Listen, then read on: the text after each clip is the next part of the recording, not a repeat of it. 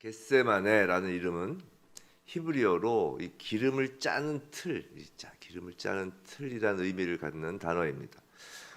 예수께서 마지막까지 이 진력을 다하여 정말 기름 짜듯이 이 진력을 다하여 기도하신 장소이죠.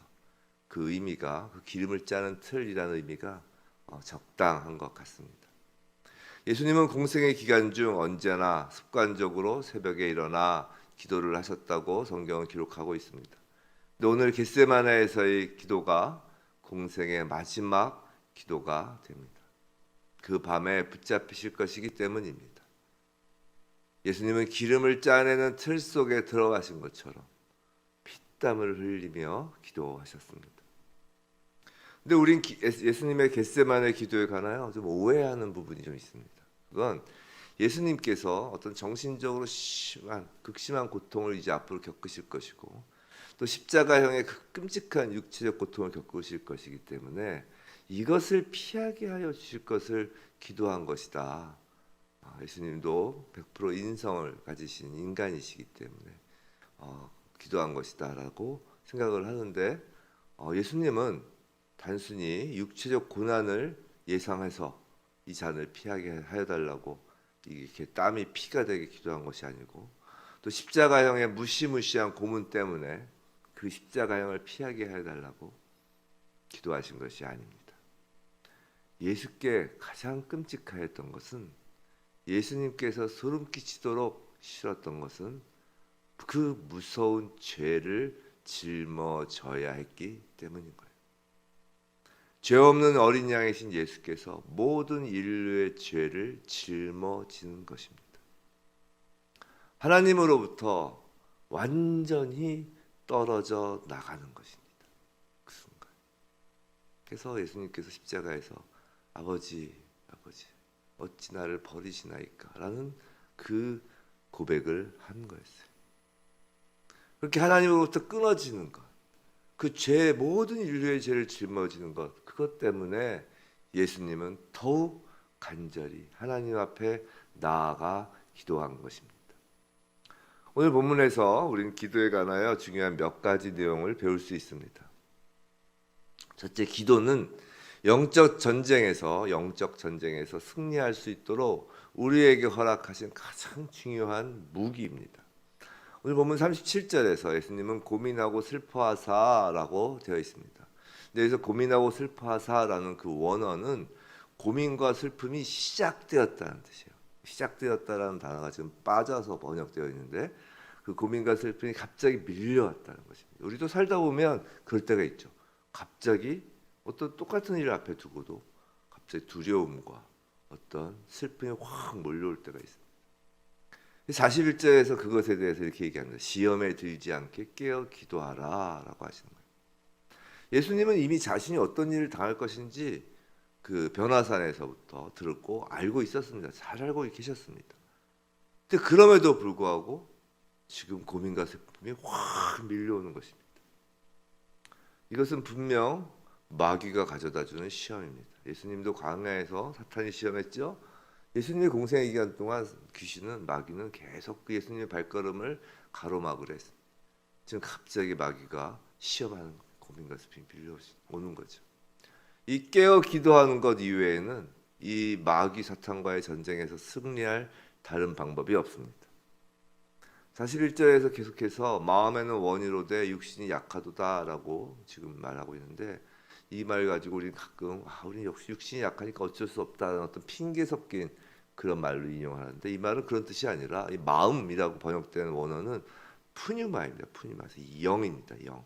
마음이 원이로되라는 것은 영은 싸우기를 원한다는 거예요. 영은 영어로 하면 willing, 의지가 있다는 것이죠. 사단과의 전쟁은 영적 전쟁입니다. 육신으로는 그 전쟁을 감당할 수 없다는 것이죠. 영적 전쟁이니까. 전쟁의 주체인 영이 싸우고자 하는 그 영을 강하게 하는 것이 오직 기도밖에 없다라는 것입니다. 기도는 영적 전쟁을 승리케 하는 가장 중요한 무기입니다. 둘째, 기도는 함께 하는 것입니다. 예수님은 기도 시간에 제자들이 기도로 함께 하기를 원하셨지만 제자들은 너무 피곤했죠. 예수님을 실망시켰습니다. 예수께서는 이전에 평상시에 이런 말씀하신 적이 있어요. 두세 사람이 내 이름으로 모인 곳에는 나도 그들 중에 있느니라 라고 약속하셨는데, 막상 예수 자신이 그들을 필요로 하였을 때는 그 두세 사람도 발견할 수 없었던 것입니다.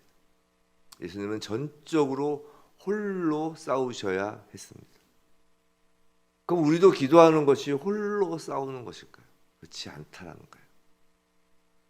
겟세마네에서 철저하게 고독한 상황을 경험하시고 이를 몸소 이겨내신 예수님이시기에 그 예수께서 늘 우리와 기도 자리에 함께 계시는 것입니다.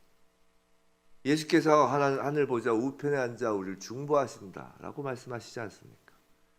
예수께서는 우리가 기도할 때 오늘 본문에서 지친 제자들처럼 주무시는 것이 아니라 늘 중보자로 함께 기도하시는 것입니다. 우리가 기도하는 그 시간은 오히려 세상에서는 홀로, 세상에서는 고독감이 밀려올지라도 우리의 기도 자리에서는 주님과 함께하는 그 함께의 기쁨을 누릴 수 있는 자리인 것입니다. 세 번째로 기도는 전적인 신뢰를 전제로 합니다. 39절에서 예수님은 기도의 시작을 내 아버지여 라고 하십니다. 마가복음에서는 이 병행 본문인 마가복음에서는 그 시작을 아바 아버지란 말로 기도를 시작하십니다. 근데 하나님을 부를 때 이처럼 예수님께서 쓰신 아바라는 말은 다른 유대 문학에서는 찾아볼 수 없는 말입니다. 이 말은 어린아이가 자신의 아버지를 부를 때 사용하는 가정 내에서 매우 일상적인 용어입니다. 우리말로 하면 아빠입니다. 아빠. 그렇기 때문에 하나님을 부를 때 감히 사용하지 못한 것입니다. 그런데 예수께서 아빠, 아바라고 부르신 후 우리도 하나님을 아바라고 부를 수 있게 된 것입니다. 아빠, 이 말은 우리는 아주 어린아이이고 그런 작은 아기가 아버지를 부르는 것과 같은 신뢰와 친밀성을 하나님께 갖고 있다는 뜻입니다. 아빠. 이렇게 시작한 기도는 하나님에 대한 전적 신뢰에 기초한 것입니다. 넷째, 겟세마네의 기도는 우리에게 반복하는 기도의 가치에 대해 알려줍니다. 자, 예수님은 겟세마네에서 동일한 기도를 3번 반복하셨습니다. 그런데 이는 산상수훈에서 예수께서 하지 말라고 하셨던 이방인의 그 중언부언하는 기도와는 다른 것입니다. 이방인의 중언부언하는 기도란 그 주문을 외우는 것 같은 기도를 말하는 것이거나, 우리 주문 외우죠. 뭐 이방신들 섬길 때는 주문 같은 마마마마 나무 아무 그렇게 외우잖아요. 이런 주문 같은 거나, 아니면 어떤 간절함 없이 그 화려한 말만 많이 하는 기도를 뜻하는 것입니다. 우리 그렇게 기도하시는 분들 가끔 보죠. 진심을 담아서 애통한 마음으로, 아니면 정말 진심을 담아서 기도하는 것이 아니라 그 말재주로, 기도로 막 우리 기도로 상대방을 제압하려고 하고 그 말로 막 말재주로 막 자기를 드러낸, 기도로 자기를 드러내는 사람이 있습니다. 그런 게 이제 중언부언하는 기도, 이방인의 기도라는 것입니다. 기도는 진심을 담아서 정말 단 한마디를 하더라도, 어느한 말 한마디라도 진심을 담아 기도하는 것입니다. 예수님의 반복은 그 기도가 예수의 진심이며 매우 간절하다는 것을 보여주는 것입니다. 기도는 솔직하고 진지하며 간절한 것이어야 합니다. 기도하고 나서 그 자리를 훅 뜬 후에 이제 더 이상 자기가 기도한 것에 대해 더 이상 생각하지 않는 것이 마치 대단한 믿음인 양 여긴다면, 솔직히 그건 솔직하지 않은 기도의 모습일 수 있습니다.